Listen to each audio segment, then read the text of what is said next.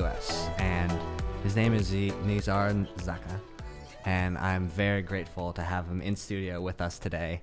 We're going to dive into his story, a little bit about his expertise, where he sees the opening up of freedom, internet freedom in the Middle East, and how that's going to contribute to startup growth, economy growth. But Nizar, thank you so much for being here today. Thank you. It's my pleasure to be with you. So Thank you for hosting me.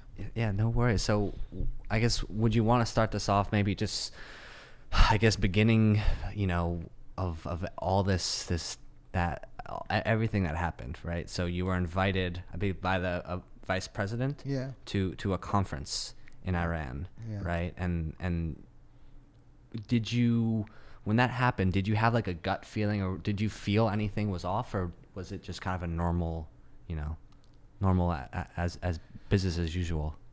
Usually I go to everywhere in the world. I attend conferences. I speak about internet freedom, about multi-stakeholderism, internet governance, and to Iran I was and I had a lot of work within women empowerment. I was invited to Iran by the Vice President for Women Affairs. It was in September 2015. I didn't even need a visa to go to Iran, but I requested a visa because I work on internet freedom, and I know that there is a lot of censorship in Iran and this thing. So I wanted to make sure that I am welcomed. So I asked the Vice President, please send me a visa. She sent me a visa. I go there, and it was very good. We had a very good event. We had very good dinner, and a lot of people came. It's much more, the attendees were much more than expected. They were expecting like a couple of hundred, over 1,000 came. It was like much bigger than I believe Iran could handle, especially the Revolutionary Guard. The Revolutionary Guard, it's called the IRGC. It's a country within a country or whatever. So on my way back, after I finished, it was very successful. On my way back to the airport, I was going, and a civilian car, I was in a hotel taxi going to the airport. A civilian car came and blocked the street, and people came down, civilian, and they talked to the taxi driver. I don't know what they said, and then they told me, come with us. They blindfolded me and put me in a car and took me to a place I don't know where for many weeks and months. And they took me hostage for since then. They told me that everybody thinks that you left the country. We signed you out, we checked you out. So anybody who's gonna ask for you, he's gonna think that you left. So don't ask for anybody. Don't expect anybody to ask for you. You're just here forever. And was that the RGC? Yeah, it was Islamic Republic Revolutionary Guard, IRGC.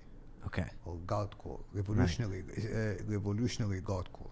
And so in Iran you have, I guess, the recognized government, and then the IRGC, both operating like different silos, or like a...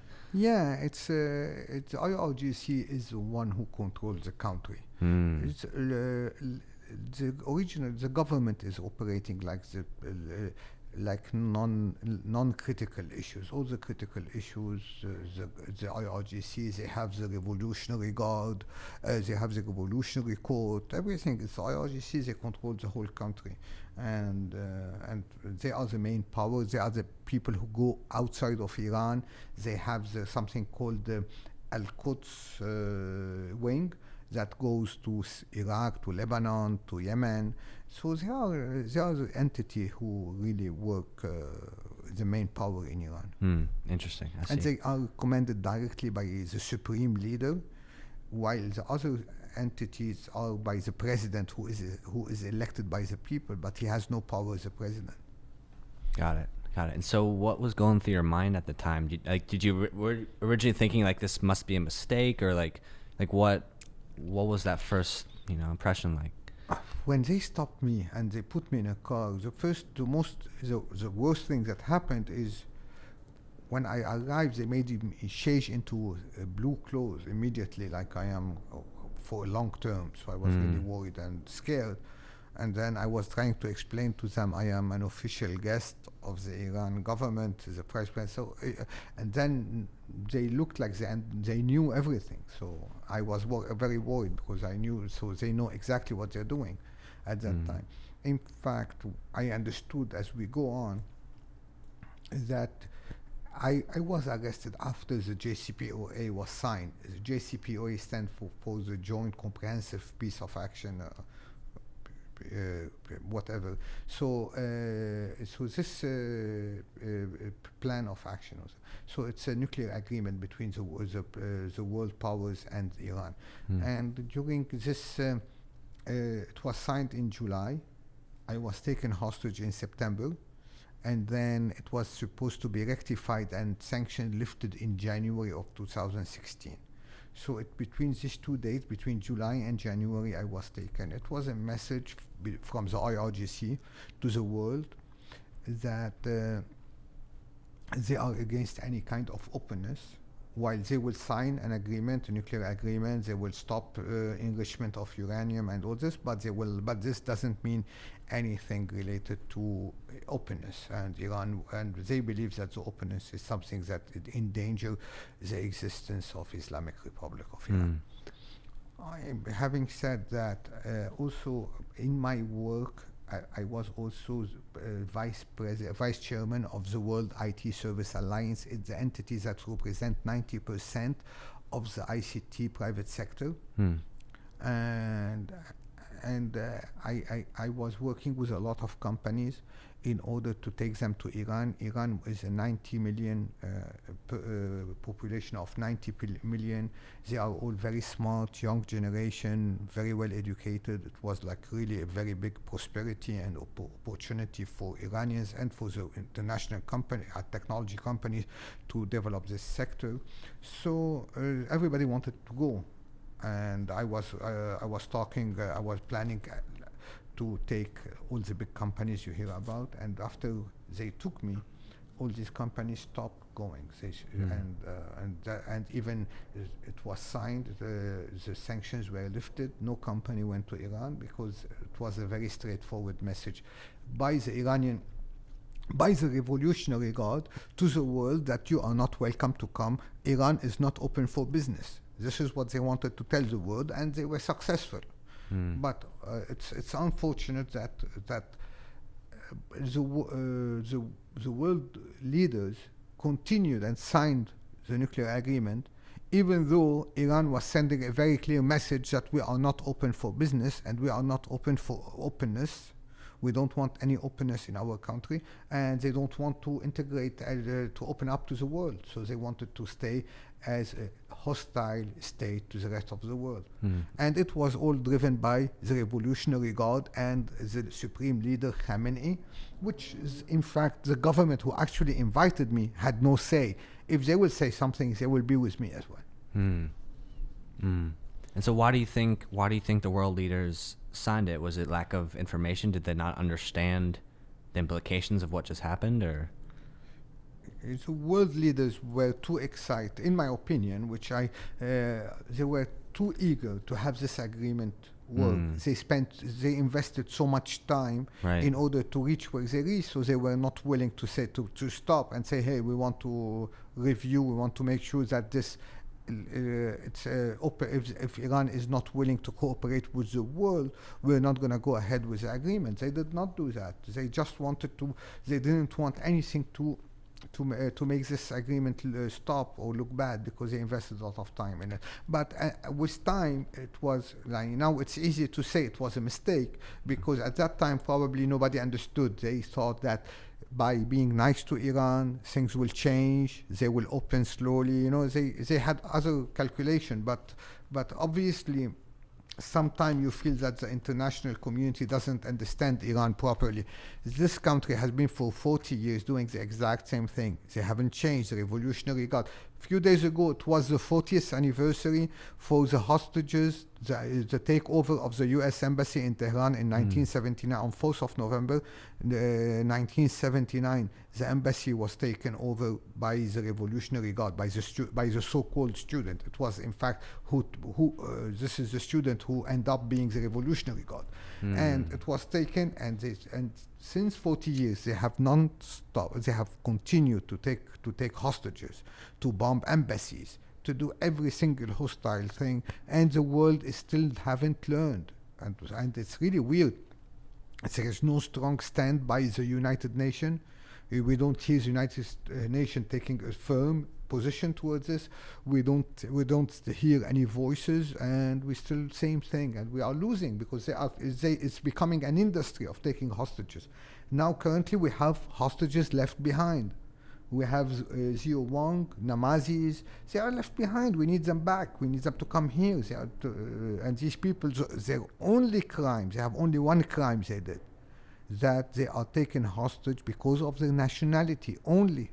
There is no other reason they are hostage. It's just because of their nationality. And we are still negotiating. And of course you're going to negotiate with these people. After 4 years, Siamak, Namazi, and Zio Wang, they have been 4 years. Enough. The government had its chance to release them by force, by pressure, but now you need to negotiate in order to get these people out. But these people are going to go out, and the next morning they're going to take other people because they are winning, because it's working for them. They have they're not paying any price. Nobody is punishing them for what they're doing. This revolutionary God, and they're going to keep on doing the same, and we're going to keep on paying the price. And so they operate based on negotiating leverage. That's what they use kidnappings for? Yeah, they use kidnapping for political leverage, and they use you as a hostage in order to take some political concessions. Okay, and so you just, by I guess bad luck, coincidence, got caught up in that when you were No, there. they also, they take many aspects at the same time. Okay. Like they take me because I am doing internet openness, I was active. At the same time, they say we take this for this, and then we can, whenever we want to release him, we will have something. They don't take someone.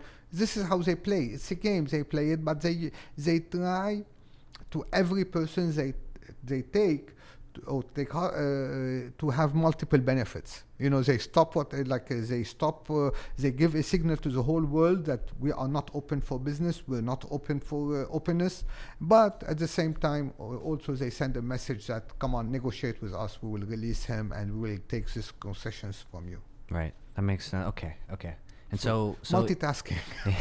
Right, I got it. So that's okay, and it makes sense why internet freedom is such an important lever, because when information gets out there, when the truth gets out there, then their grip on power isn't that strong.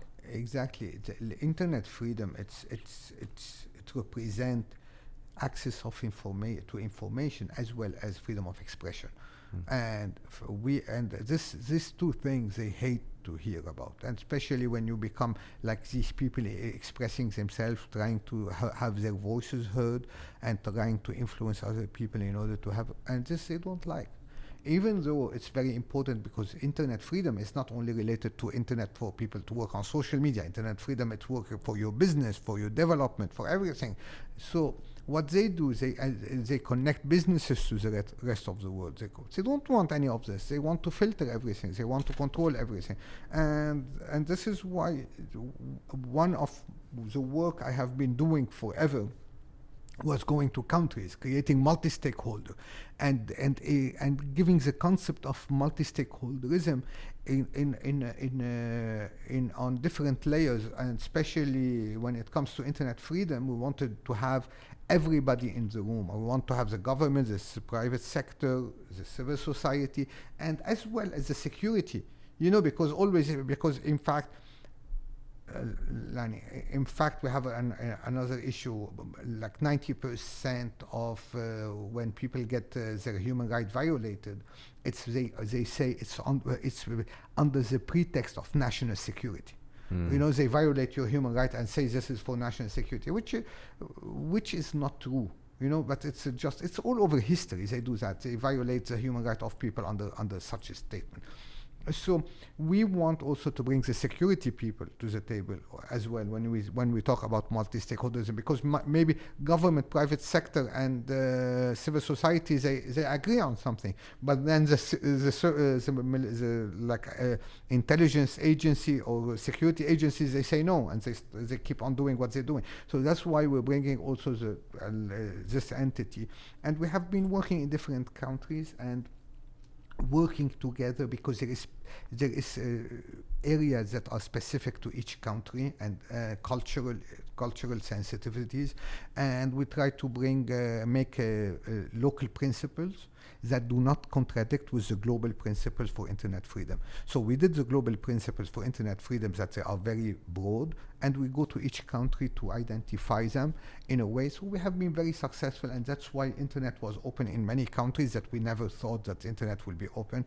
We try to explain that internet, that doesn't mean that you don't have a children account, that protecting your kids will come through awareness, or child account from the ISP.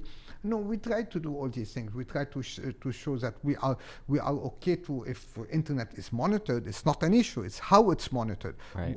Under which structure. Does it impact the service? Or it doesn't. We would do not accept anything to impact the service.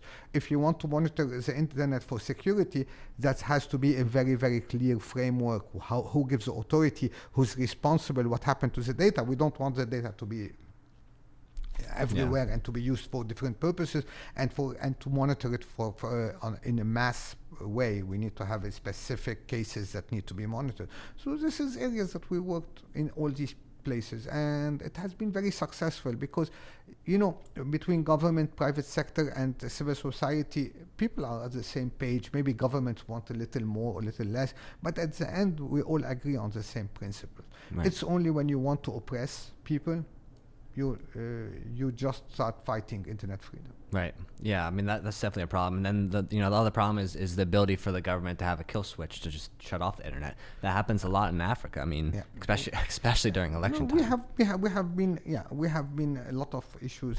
I was working a lot on this, and I'm still working a lot on the switch and the mesh network and the switches, and we were very firm that nobody had that we are not doubting. They all say that it's a committee where nobody will shut the internet down unless it's someone we will put it in the hand of a trusted person. So our response to this is internet today is as important as air or water or electricity. So do you accept someone to have access to stop your air to breathe?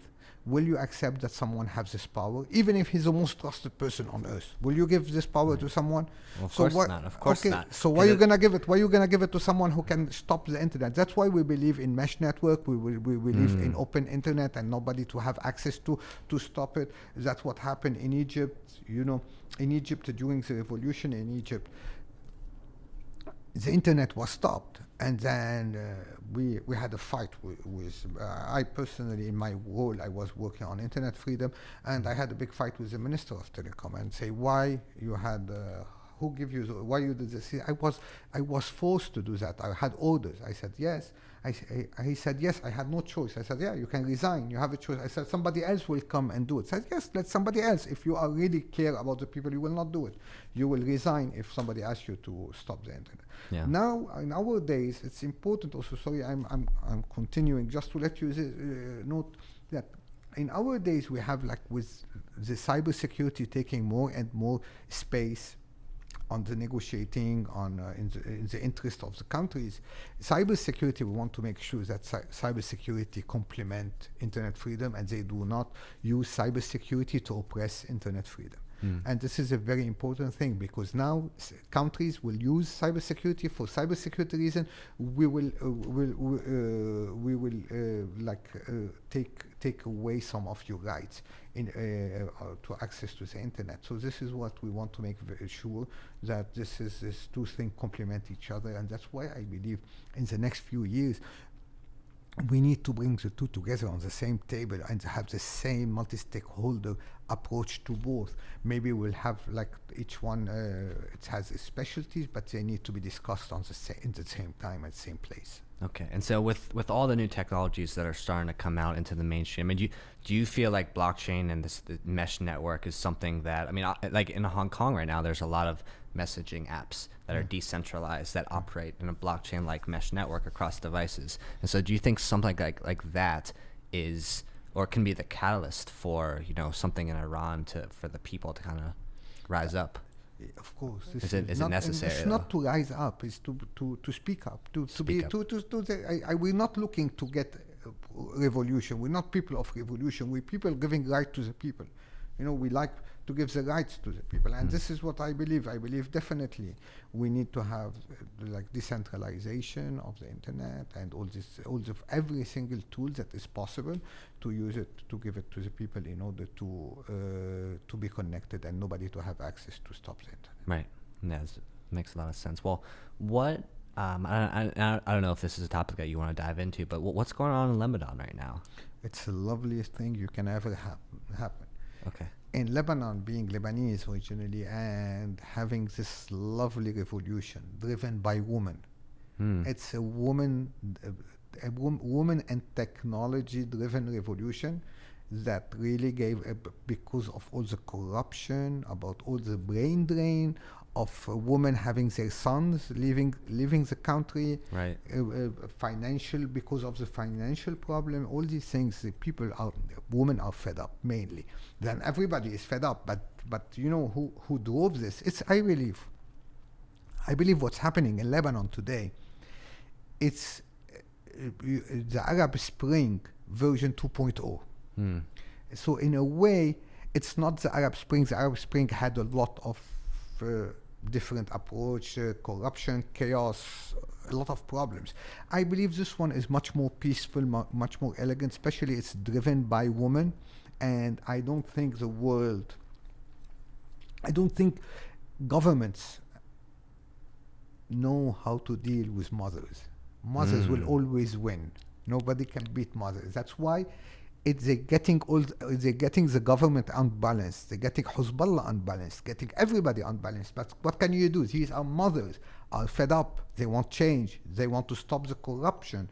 And this is lovely. This is the best thing. You know, we reached a point in Lebanon revolution that one thing is no way back, is the role of women in this part of the world. It's a new game. You know, now women are going to be more active in governments, more active in public sector, in business, in politics, in everything. Women change. The role of women is completely changed. They're going to be in the government. They're going to be much more represented in the government. They're going to have a much stronger say than ever before. Because what happened.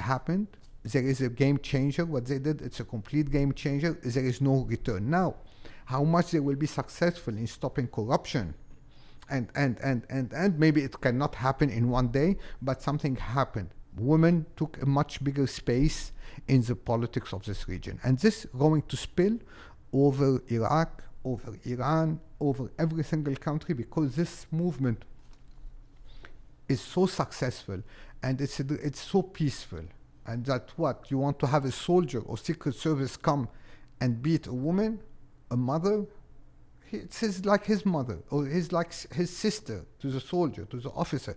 It's not as activist driven where you want to beat one person and then you can collapse the whole movement. It's just women coming down, cooking at home, bringing food down. It's such a lovely movement and very creative, using social media in its loveliest form.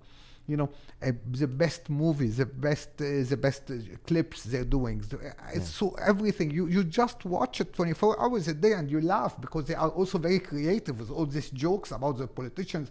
It's something never heard of. Some people are saying, oh, it's too fancy. It's not. It's creative. It's a new form of revolution. Yeah. And it is something I am proud of, because you have to change. We are tired of having a revolution, blood and counter blood and getting out of the revolution. We have like a lot of time. Revolution lead to fundamentalism and all this, and getting out something like this. revolution is getting openness, rights for women, everything we believe in. It's so lovely. I believe Lebanon today is giving a lesson to the world how a revolution should be, and it's giving to the woman of this world that woman can be the major driver for change. Yeah, that's amazing. Well, I've only been a few videos I've seen on Twitter about the revolution. The one that stands out in my mind is there was a woman holding her baby amongst this crowd, and she said to the crowd that the baby's getting scared. And so the crowd started doing the Baby Shark song, and it was literally hundreds of people doing Baby Shark, and yeah, exactly. And so it's very human. Everything is a human. Right. It's not. Nobody wants to fight. These people are suffering, and revolution or protest should not be based on crying, being sad. You can do it with fun, And what they're teaching these officials, that the officials are, most of the politicians of Lebanon are angry because they cannot join the protest. I'm serious. A lot of them, they want to say, we feel like you, we want to say, no, you're out. Go stay at your office. That reminds me of another clip of one of the Lebanese soldiers just bawling his eyes out, and the crowd just giving him hugs. And now that you bring it up, like all the videos that come to mind are like that, and I guess. It's lovely people. Yeah, that's it's amazing. Lovely. Well, It's showing a new aspect. Yeah. We are not into hitting. What this guy is gonna hit with a stick, a woman, a mother, his mother, his sister. It's really, and they don't want anything. They're bringing him food. As a soldier, because the soldier is suffering like the people. It's not like we are not against a regime.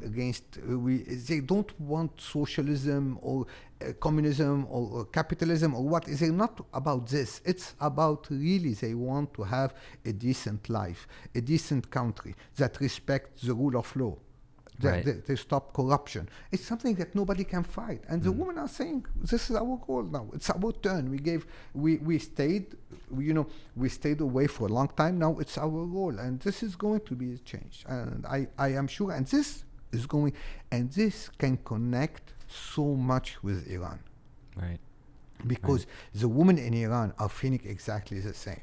And this revolution, they're sick of these people putting a veil on their face, obliging them to wear a veil, and they don't want. They have the choice. They're not giving them the choice, and these women are really tired. And I believe what's happening in Lebanon is going to connect with Iran, and this is going to become a regional movement. That's amazing. If it's not a global movement. Right, and also highlights the importance of internet freedom, because that content from Lebanon needs to reach Iran. Definitely. And one thing, you saw this woman who kicked the bodyguard of one of the big politicians in Lebanon. He wanted to open he had a gun in his hand. The woman came and kicked him so bad, and it's all over the media how the woman stood up to her rights and kicked him. Yeah. Yeah, we're really happy about this. Well, what's interesting is if you look at the Arab Spring in Egypt, and in the wake of that, Egypt has now one of the most thriving venture capital and startup landscapes in all of Africa.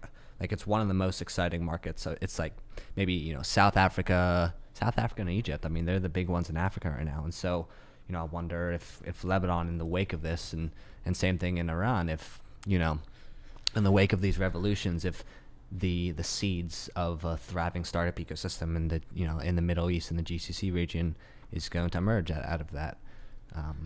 Lebanon has been always, Egypt has always been a very, very innovative, very strong in startups, a very good platform for industries to develop. Right. And as well as the Egyptians are very, very creative people. But also, most importantly, the revolution will unleash your potential. Right. And this is what happened in Egypt, and this is what's happening in Lebanon. It will happen because it's you can see this revolution. This is a very simple thing. You just go on social media, see how much innovation is being unleashed only by small thing, only by signs that people are carrying. It's making you laugh. It's everybody is using it to excel. They want to excel in the revolution. They're going to excel in business. They're going to excel in innovation and creativity and social entrepreneurship. So I am sure it's going to become a very, very big hub for this. And of course, it's all currently revolving around the power of the internet and the power of social media. And I am sure anything that will happen in the near future in startups and in this term, it will all come through the internet, the power of the internet. One other issue that we have in Lebanon and in Lebanon is that the people of Lebanon now, they are all a couple of days here. Let's take it this way. A couple of days here at Peace Tech Lab. Mm-hmm. We had a Lebanese diaspora wanted to convene. So Peace Tech Lab is a very good place to convene people because they use technology for peace, and they had an event called they wanted to do open dialogue for a peaceful Lebanon. So they did it here, and they connected with people in Lebanon, and they did one of the best sessions, like activists from Lebanon, people here working with all aspects of the community in Washington. There were like maybe 70 people came to Peace Tech Lab, and they had this meeting with Lebanon, virtual and video conferencing, and it showed. People are saying their experiences. They're talking from the field, from the demonstration, telling the people in DC, the diaspora, what needs to be done, and the diaspora, and it was an agreement, which is what is nice. Nobody will lead this except the people on the ground, grassroots. Nobody will lead this. Nobody has the right to do that except these people. If the diaspora here, it was so mature, the diaspora here, what they said, we are here just to support what you want, to do what you want. You decide, we do not guide you. You guide, we support, we assist. You tell us what you want, we will do for you. We will make sure that you are protected. We want to make sure that these protesters, nobody will harm them. And if they get harmed, every diaspora around the world should make everything possible in order to stop any harm to the protester. But as for leadership, guidance, nobody should interfere. These people should do it on their own. Yeah. Too much about Lebanon. I think that's great. Well, so do you think you'll ever be back in Iran? In Iran or in Lebanon? In Iran. I hope so. This is my dream. My dream to go back to Iran, to a free Iran.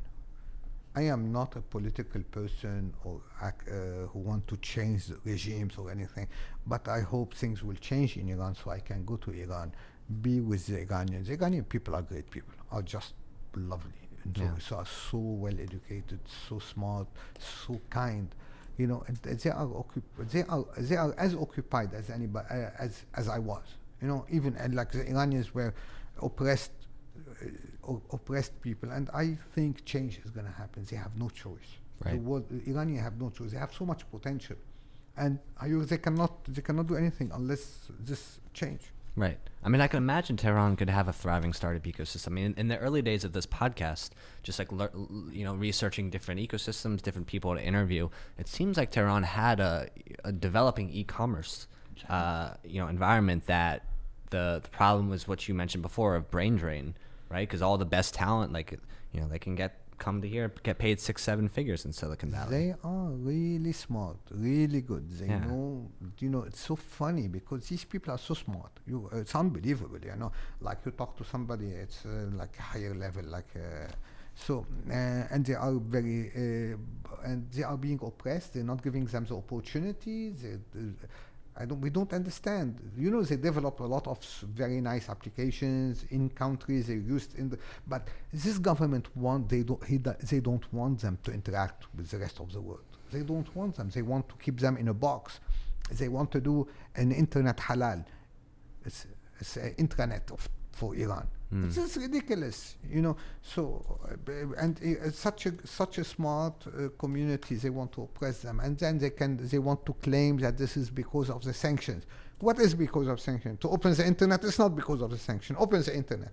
They play. But what is the most ridiculous in Iran? Because we talk about internet. You see, like the supreme leader has a Twitter account, has Facebook, But you are not, as a citizen, you're not allowed to have. Why? Because why? What he thinks that he is better than these people. He's superhuman, and they are just a human. They cannot have. What is this? I never heard of it.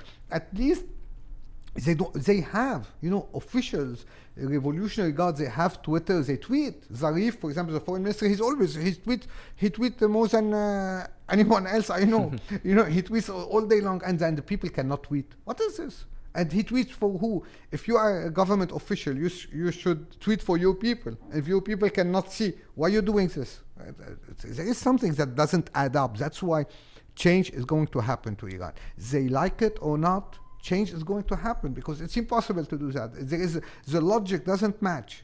Things doesn't match. You cannot do that. Well, the world's just moving forward too fast. They can't afford to just stay still. It's not in today's global economy. That's definitely the case, and it's moving too fast, and they cannot keep it up. And there is something about the third world and the security agencies. If they cannot keep up with something, when you are in an oppressive regime, and you cannot keep up with the speed, your only solution is to block it until they learn about it. Okay, but you cannot. It's your problem. If you are a security service or you are a government and you're not catching up, it's your problem, not the citizen problem. Right. You block it until you can monitoring it. Like in the past, they used to have even the fax machine. In Syria, they couldn't use the fax machine. Why? Because they didn't know how to monitor it.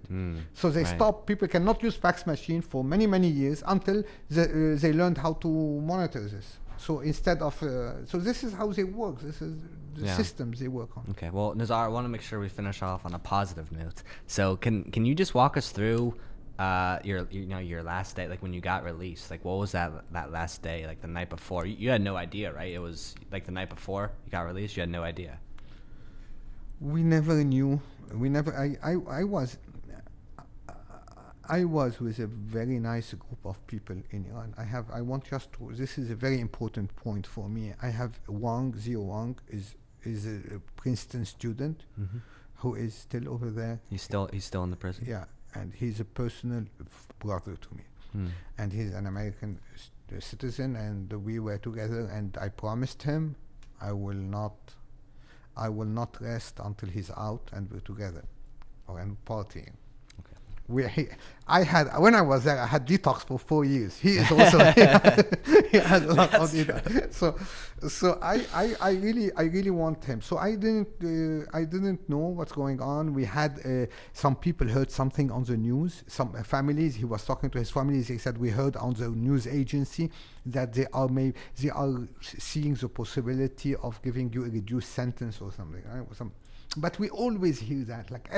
They do something that you learn how ISIS, ISIS, when they are executing someone, you see him very calm, and everybody asks, how come? You know why? Because every day they do the same and they return him. So he doesn't know that this day he's going to be dead. And this is what happened to us in a certain way. Every day, every few days, it tells you, we're going to release you. And then you get all your head, and then poof, you go back. And then this is the game. They play to demoralize you completely. And they did that very successfully. But so we learned not to get excited or anything when we hit. So they took me the day before, and I was sure I'm going to be back.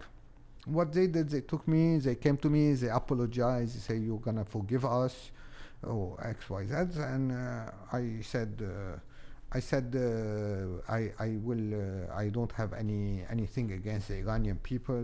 They are great people.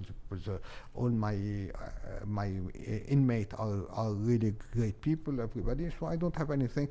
So they took me to the airport. On the way to the airport, they passed me through a carpet shop. And then a mall for carpet, and they told me, you have to buy we want to buy for you a Persian carpet. I said, why? I said, then we want to apologize from you for what we did to you. So I went, I say, okay, and they had they emptied the place. They had few clients, they made them turn to the wall so they cannot see my face. And they tell me They had like a lot of cameras filming, and then I say, okay, this one, the first carpet, I just wanted to finish with this. So okay, give me this carpet. They say, no, you have to search and you have to move around and tell us what kind of carpet. This is 5% silk, this is 20, this took 5 years to do, whatever. So at the end I tell him, okay, this is culturally correct, and this, please let me, they bought it for me, and they took me to the airport. At the airport I was at the presidential pavilion, where I found, I stay before I go, and then suddenly, and they gave me a suit. They made me wear a suit. So suddenly, I see them all getting on the phone, going crazy. I felt, okay, I am going back to prison. So then they put me on, before they tell me, okay, you have to sign a document that, I said, no, I don't sign anything. I will not. I stayed 4 years. I refused to sign any confessions that I did any crime. I did no crime. I have nothing. I came to your country based on your invitation. So they said, they start talking. They said, so I said, I will not do anything against the law in my country, and this is all what I can commit to. They said, okay. They didn't like it, but they said, okay, they had to move on. We go to the plane by car, and we have the head of security of Lebanon at the plane.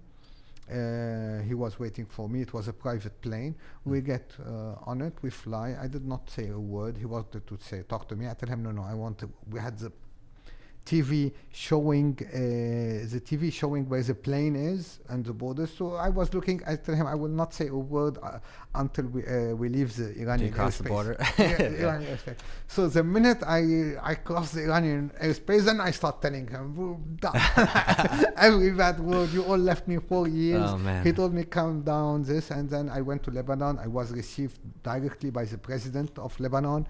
It was very good for me to show Lebanon, to show the world I am an innocent man. I am well respected in my country. I am not a criminal. I am not a spy. All this bad reputation or things that they were. So the president received me immediately, and then I was received by the prime minister afterward. It was everybody. It was a big thing in Lebanon. All the TVs stopped all afternoon taking live my arrival and all this. It was a big thing at that time. It was nice. I respect this. It meant a lot to me to go out as a respectful person. I am not a criminal. I don't want to go back to my country back door or something. And then the ambassador, also the U.S. ambassador, because was really nice to me as well. And then I flew back to Washington. And the most importantly, in Washington, I spent a lot of time, but the most important that now, after a few months, I know Vint Cerf.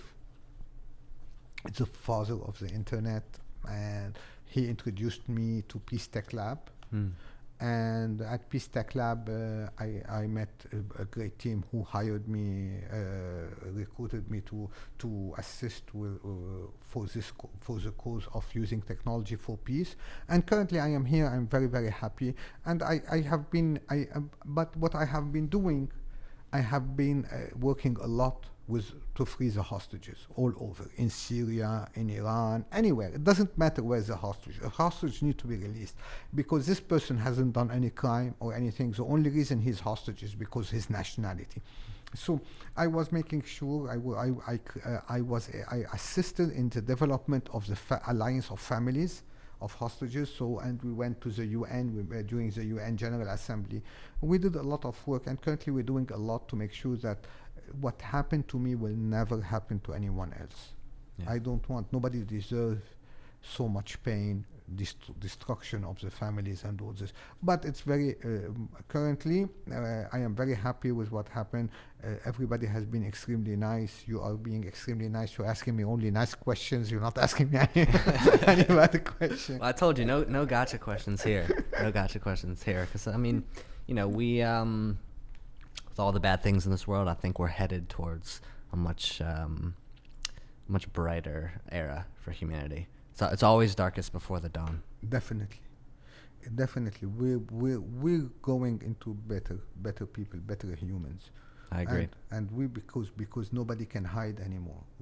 With the power of technology, everything is exposed. People are they have to do good, otherwise they're going to be exposed. Yeah, well, Nizar Zakka, thank you so much for joining me in studio. Thank you so much. It's my honor to be here. Peace. Peace.